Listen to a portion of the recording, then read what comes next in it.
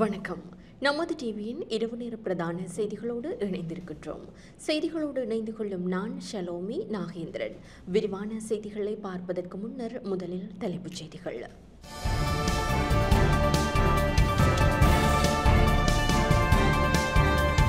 இன்று நள்ளிரவு முதல் மின்சார கட்டணம் அதிகரிப்பு. மட்டக்களப்பு மாநகர சபையின் 8வது முதல்வர் தெரிவு. அதிகாரத்தை நிலைநாட்ட பிள்ளையான் தரப்பின் ஆதரவை கோரிய அனுர கூட்டணி. சாணக்கியன் குற்றச்சாட்டு. ஜெர்மனியை சென்றடைந்தார் ஜனாதிபதி. உத்தியோகபூர்வ சந்திப்புகள் ஆரம்பம். துஷார உப்பில்தெனியவின் விளக்கமறியல் நீடிப்பு. சம்பளத்தினையும் பாதியாக குறைக்க அமைச்சரவை அனுமதி. ஜனாதிபதி மன்னிப்பு என்ற போர்வையில் சட்டவிரோத விடுவிப்புகள். தீவிரப்படுத்தப்படும் விசாரணைகள். இஸ்ரேலின் ரகசிய அணுசக்தி தளங்கள் அழிக்கப்படும் என ஈரான் கடும் எச்சரிக்கை. தொடர்பான உள்நாட்டு செய்திகள்.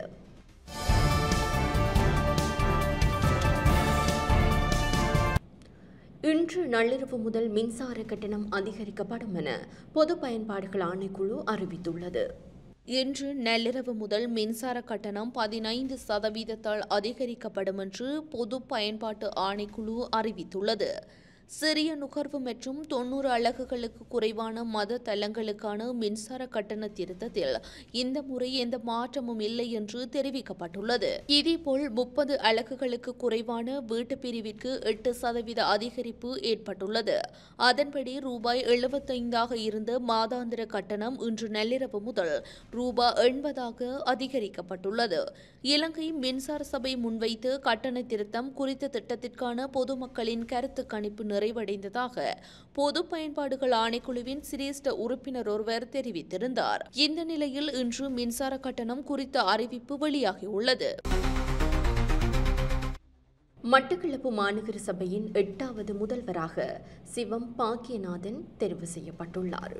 மட்டக்களப்பு மாநகர சபைக்கு முதல்வர் மற்றும் பிரதி முதல்வரை தெரிவு செய்யும் வகையிலான அமர்வு இன்று காலை நடைபெற்றது. இதன்போது முதல்வரை தெரிவு செய்வதற்கான அழைப்பு விடுக்கப்பட்ட நிலையில் இலங்கை தமிழரசுக் கட்சியைச் சேர்ந்த சிவம் பாக்கியநாதனை அதே கட்சியைச் சேர்ந்த மாசிலாமணி சண்முகலிங்கம் முன்மொழிய, ஐக்கிய மக்கள் சக்தியைச் சேர்ந்த நவரத்தின ராசா ரகுபரன் வழிமொழிய, வேறு தெரிவுகளின்மையால் அவர் ஏகமனதாக மட்டும் மாநகர சபை முதல்வராக தெரிவு செய்யப்பட்டார். இதேபோன்று பிரதி முதல்வருக்கான அறிவிப்பு விடுக்கப்பட்ட போது மாநகர சபை உறுப்பினர் வை தினேசை பிரதி முதல்வராக இலங்கை தமிழரசு கட்சியின் மாநகர சபை உறுப்பினர் து மதன் முன்மொழிய, ஐக்கிய மக்கள் சக்தியின் மாநகர சபை உறுப்பினர் மீரா சாஹிபு ஆயிசா உம்மா வழிமொழிந்தார். இதனைத் தொடர்ந்து இன்னும் ஒரு தெரிவாக முன்னாள் மாநகர பிரதி முதல்வர் க சத்தியசீலனை சுயேட்சை குழு உறுப்பினர் சி ஜெயேந்திரகுமார் முன்மொழிய வி சசிகலா வழிமொழிந்தார். இதன் பிரகாரம் பிரதி முதல்வர் தெரிவு தொடர்பில் வாக்கெடுப்பு நடத்துவதற்கான அறிவிப்பு விடுக்கப்பட்டது. அந்த அடிப்படையில் வாக்கெடுப்பு ரகசிய முறையிலா பகிரங்க முறையிலா என்பதற்கான உறுப்பினர்களின் விருப்பு கோரப்பட்டது. இதன் பிரகாரம் 22 உறுப்பினர்கள் பகிரங்க வாக்களிப்புக்கு விருப்பு தெரிவித்திருந்தனர். அந்த அடிப்படையில் பிரதி முதல்வருக்கான வாக்கெடுப்பு பகிரங்க முறையில் இடம்பெற்றது. அந்த வகையில் வை தினேசிற்கு ஆதரவாக 18 வாக்குகளும் க சத்தியசீலனுக்கு ஆதரவாக 4 வாக்குகளும் கிடைக்கப்பெற்றன.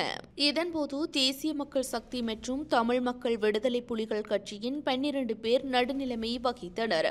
இதன்படி மட்டக்களப்பு மாநகர சபையின் முதல்வராக இலங்கை தமிழரசு கட்சியின் சிவம் பாக்கியநாதன் மற்றும் பிரதி முதல்வராக வை தினேஸ் ஆகியோர் தெரிவு செய்யப்பட்டுள்ளனர். இன்றைய அமர்வினை பார்வையாளர்கள் அரங்கில் இலங்கை தமிழரசு கட்சியின் பாராளுமன்ற உறுப்பினர்களான ரா சாணக்கியன், ஞா ஸ்ரீநேசன், இ ஸ்ரீநாத் உட்பட பல்வேறு கட்சியைச் சேர்ந்த முக்கியஸ்தர்களும் வருகை தந்திருந்தனர். மட்டக்களப்பு மாநகர சபையின் அதிகாரத்தை நிலைநாட்டுவதற்காக பிள்ளையான் தரப்பின் ஆதரவை அனுர கூட்டணி கோரியதாக பாராளுமன்ற உறுப்பினர் ராசமாணிக்கம் சாணக்கியன் தெரிவித்தார். மட்டக்களப்பு மாநகர சபையில் அதிகாரத்தை நிலைநாட்டுவதற்காக முன்னாள் ராஜாங்க அமைச்சர் சிவனேசத்துறை சந்திரகாந்தன் என்கின்ற பிள்ளையான் கட்சியின் ஆதரவையும் தேசிய மக்கள் சக்தி கோரியுள்ளதாக பாராளுமன்ற உறுப்பினர் ராசமாணிக்கம் சாணக்கியன் தெரிவித்துள்ளார். தனது எக்ஸ் தள பதிவில் அவர் இதனை கூறியுள்ளார். குறித்த மாநகர சபையின் அதிகாரத்தை நிலைநாட்ட தேசிய மக்கள் சக்தி வழக்கத்திற்கு மாறான நடவடிக்கைகளை கூட மேற்கொண்டுள்ளதாக அவர் சுட்டிக்காட்டியுள்ளார். எனினும் தற்போது தமிழ் தேசிய கூட்டமைப்பு மட்டக்களப்பு மாநகர சபையில் அதிகாரத்தை கைப்பற்றியுள்ளதாக அவர் கூறியுள்ளார். தமது கூட்டணி 2 ஐக்கிய மக்கள் சக்தி உறுப்பினர்களின் ஆதரவுடன் ஒரு மேயரை நியமித்துள்ளதாகவும் அவர் தனது எக்ஸ் பக்க பதிவில் தெரிவித்துள்ளார். மட்டக்களப்பு மாவட்டத்திலும் வேறுபாடுகளின்றி அபிவிருத்தி பணிகளை முன்னெடுப்பேன் என அமைச்சரும் அபிவிருத்தி குழு தலைவருமான சுனில் ஹந்துனெத்தி தெரிவிக்கின்றார். ஜனாதிபதியின் விருப்பத்தை போல மட்டக்களப்பு மாவட்டத்திலும் வேறுபாடுகளின்றி அபிவிருத்தி பணிகளை முன்னெடுப்பேன் என அமைச்சரும் மாவட்டத்தின் அபிவிருத்தி குழுவிற்கு புதிதாக தலைமை பதவியை பொறுப்பேற்றுள்ள சுனில் கந்துனெத்தி தெரிவித்துள்ளார். மட்டக்களப்பு மாவட்ட அபிவிருத்திக்கு குழு கூட்டம் இன்று பழைய மாவட்ட செயலக கேட்போர் கூடத்தில் நடைபெற்றது. இதன்போது கலந்து கொண்டு கருத்து தெரிவிக்கையிலே அவர் இவ்வாறு குறிப்பிட்டார். யுத்த காலத்தில் கிழக்கு மாகாணம் மிகவும் பாதிக்கப்பட்டுள்ளது. இதனை கட்டியெழுப்ப வேண்டிய கடமை நமக்கு உள்ளது. ஜனாதிபதியின் இந்த நியமனம் எனக்கு நம்பிக்கை அளித்துள்ளது. கடந்த காலத்தில் நானும் ஆளுநரும் மாவட்டத்தில் தனியாக தேர்தல் கால சுவரொட்டிகளை ஒட்டியுள்ளோம். இன்று மாவட்ட அபிவிருத்தி குழு தலைவராக இருப்பதை நினைத்து பெருமை அடைகிறேன். இங்கு சுற்றுலாத்துறை, விவசாயம், மீன்பிடி என்பவற்றை கட்டியெழுப்ப வேண்டிய தேவை உள்ளது என அவர் இதன்போது கருத்து தெரிவித்தார். இதேவேளை குறித்த சட்டம் நிறைவுற்ற பின்னர் பாராளுமன்ற உறுப்பினர் ஞா ஸ்ரீநேசன் இவ்வாறு கருத்து தெரிவித்தார். முக்கியமாக நாங்கள் அவதானித்த ஒரு விடயம், இந்த முந்தனையாறு திட்டம் பற்றிய விடயம்.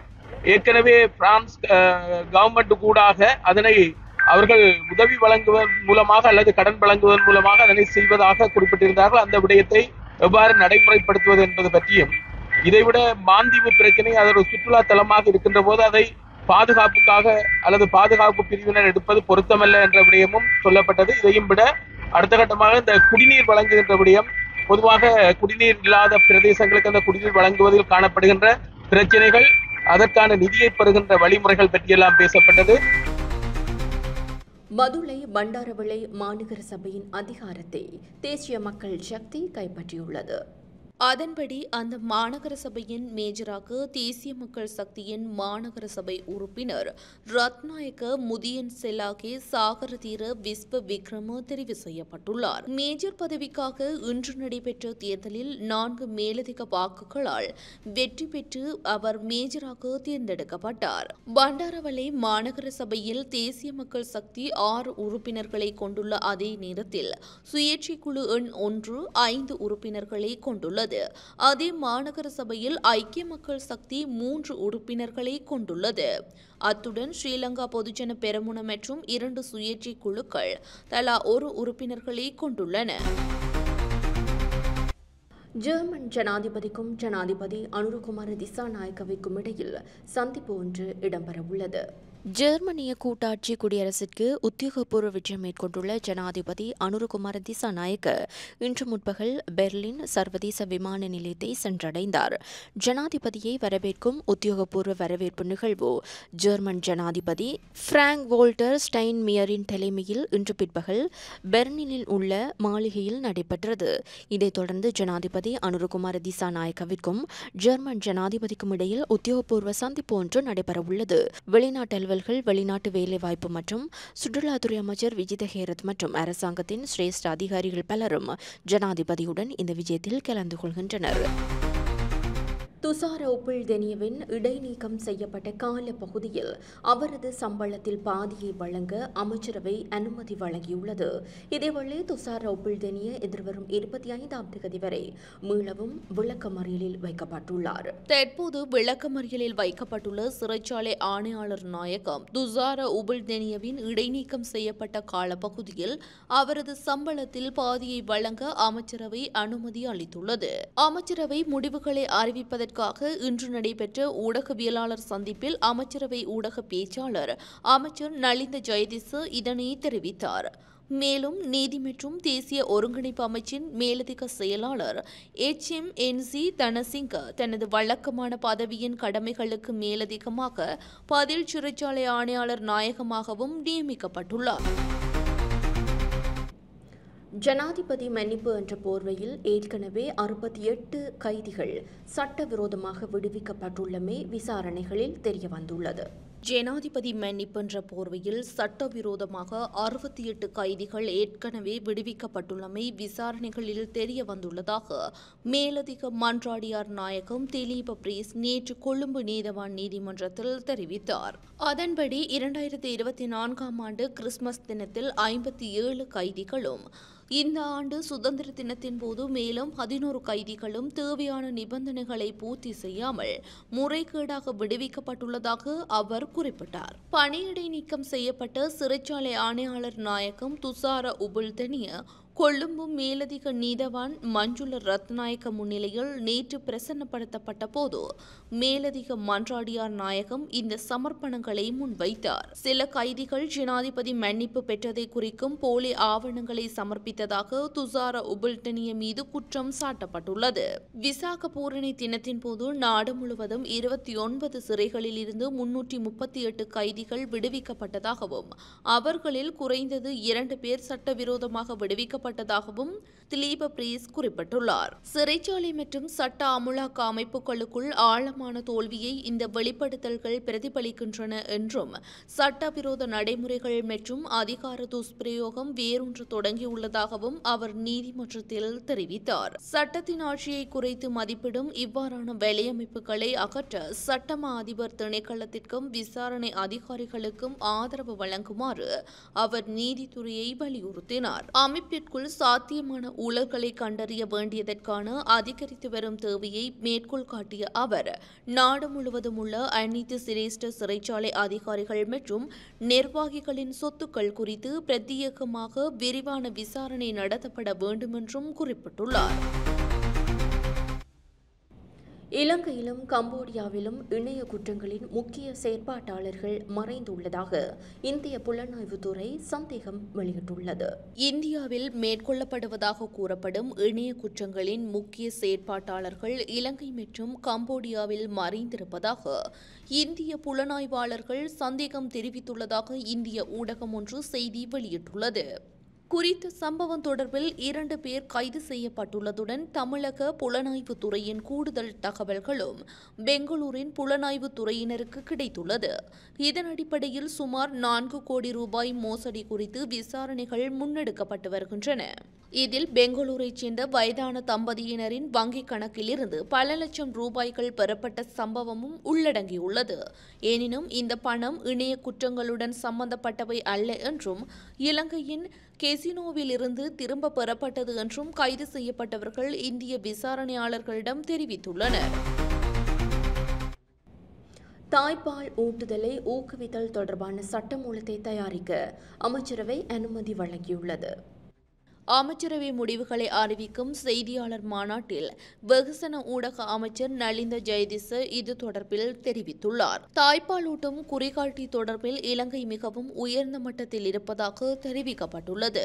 வர்த்தக ரீதியான குறிக்கோளை முன்னிலைப்படுத்தி பால்மா உற்பத்தி தொழிற்துறை மூலம் பிள்ளைகளுக்கு விடுக்கப்படும் ஒழுக்க நெறிக்கு முரணான மற்றும் பாதகமான தாக்கங்களிலிருந்து பிள்ளைகளை பாதுகாத்து பிள்ளைகளின் சுகாதார மற்றும் போசாக்கை பாதுகாப்பதும் விஞ்ஞான ரீதியாக உறுதி செய்யப்பட்டுள்ள பிரதான தலையீடாக கருதி தாய்ப்பால் ஊட்டுதலை பாதுகாப்பதற்கும் தாய்ப்பால் ஊட்டுதல் தொடர்பான உலக முன்னோடி என்ற ரீதியில் இலங்கை பெற்றுள்ள மரியாதையை தொடர்ச்சியாக பேணுதலை உறுதி செய்வதையும் குறிக்கோளாக கொண்டு தாய்ப்பால் ஊட்டுதலை ஊக்குவிப்பதற்கான சட்டத்தின் மூலம் சட்ட ரீதியான ஏற்பாடுகளை அறிமுகம் செய்வதற்காக 2018ஆம் ஆண்டு அக்டோபர் மாதம் 16ஆம் திகதி அமைச்சரவை அங்கீகாரம் வழங்கியுள்ளது. அதற்கமைய குறித்த சட்டமூலத்தை தயாரிப்பதற்கு தற்போதைய அமைச்சரவையின் கொள்கை ரீதியான அங்கீகாரத்தை வழங்குவதற்காக சுகாதாரம் மற்றும் வெகுசன ஊடக அமைச்சர் சமர்ப்பித்த யோசனைக்கு அமைச்சரவை அங்கீகாரம் வழங்கியது. மத்திய மலைநாட்டில் நிலவி வரும் சீரற்ற காலநிலையை தொடர்ந்து பல நீர்த்தேக்கங்களின் வான்கதவுகள் திறக்கப்பட்டுள்ளன.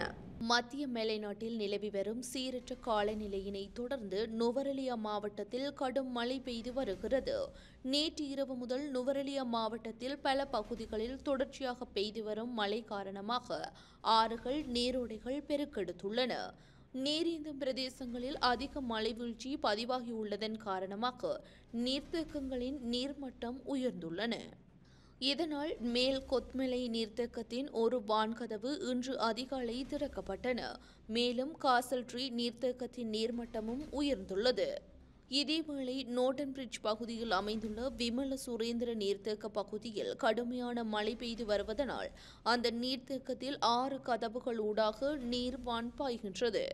எனவே நீர்த்தேக்கத்திற்கு கீழ் தாழ்நில பகுதியில் வாழும் மக்கள் மிகவும் அவதானமாக இருக்குமாறு கோரிக்கை விடுக்கப்பட்டுள்ளன. மேலும் சென்ட் கிளேர், டெவன் ஆகிய நீர்வீழ்ச்சிகளின் நீர்மட்டமும் அதிகரித்துள்ளமை குறிப்பிடத்தக்கது. தொடர்வது சர்வதேச செய்தி.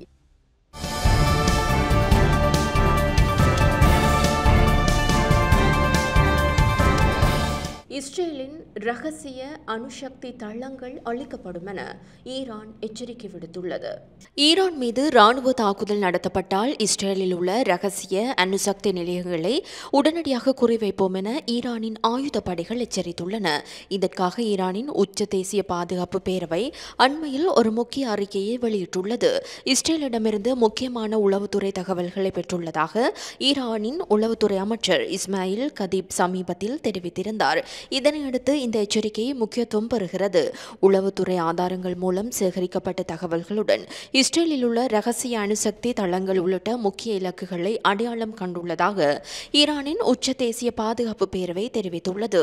ஈரானிய நலன்களுக்கு எதிராக இஸ்ரேல் ஏதேனும் ராணுவ நடவடிக்கை எடுத்தால் இந்த இலக்குகள் மீது பழிவாங்கும் தாக்குதல்களை நடத்த ஆயுதப்படை தயாராக இருப்பதாக கூறப்படுகின்றது.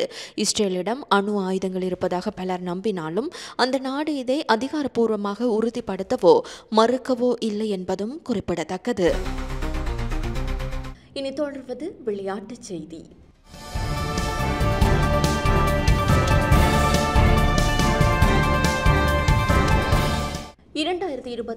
உலகக்கிண்ண கால்பந்து தொடருக்கு பிரேசில், ஈக்வடர், ஆஸ்திரேலியா போன்ற அணிகளும் தகுதி பெற்றுள்ளன. உலகக்கிண்ண கால்பந்து போட்டி அடுத்த ஆண்டு ஜூன் 11 முதல் ஜூலை 19 வரை கனடா, மெக்சிகோ, அமெரிக்கா ஆகிய 3 நாடுகளில் நடைபெற உள்ளது. இதில் 48 நாடுகள் பங்கேற்கின்றன. 2022 ஆண்டு போட்டியை விட 16 அணிகள் கூடுதலாகும். போட்டியை நடத்தும் 3 நாடுகள் நேரடியாக விளையாடும், மற்றவை தகுதிச் சுற்று மூலம் தேர்வாகும். ஜப்பான், நியூசிலாந்து, ஈரான், நடப்பு சாம்பியன் அர்ஜென்டினா, உஸ்பெகிஸ்தான், தென்கொரியா, ஜோர்ஜ்தான் ஆகிய நாடுகள் ஏற்கனவே தகுதி பெற்றிருந்தன. நேற்று நடைபெற்ற தகுதிச் சுற்று போட்டிகள் மூலம் 5 முறை சாம்பியனான பிரேசில், ஈக்வடார், ஆஸ்திரேலியா ஆகிய 3 அணிகள் உலகக்கிண்ண கால்பந்து போட்டிக்கு தகுதி பெற்றன. இதுடன் நமது டிவியின் அனைத்து பிரதான செய்திகளும் நிறைவு பெறுகின்றன. எமது அடுத்த பிரதான செய்திகளை நாளை எதிர்பாருங்கள். மேலதிக செய்திகளை அறிந்து கொள்ள நமது LK.com எனும் எமது இணையதளத்திற்குள் பிரவேசியுங்கள். வணக்கம்.